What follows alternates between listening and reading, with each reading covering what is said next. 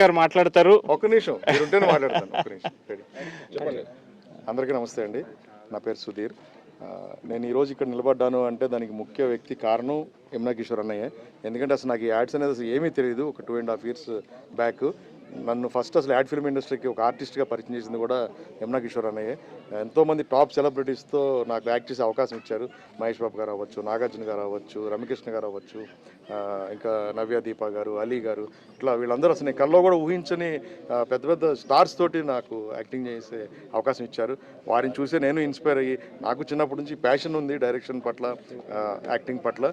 So అన్నయ్యని చూసి అన్నయ్య నాకు కూడా నేను ఎక్కువ యాడ్స్లో యాక్ట్ చేయడం వల్ల కొంతమంది క్లయింట్స్ మీరు యాడ్స్లో చేశారు కదా మీకు యాడ్ తీయడం వచ్చాని అడిగారు.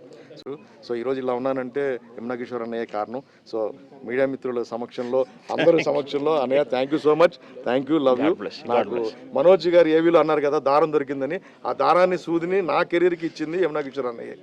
సో పుట్టుకుంటే ఇంకా డెవలప్ అవ్వాలి. Thank you.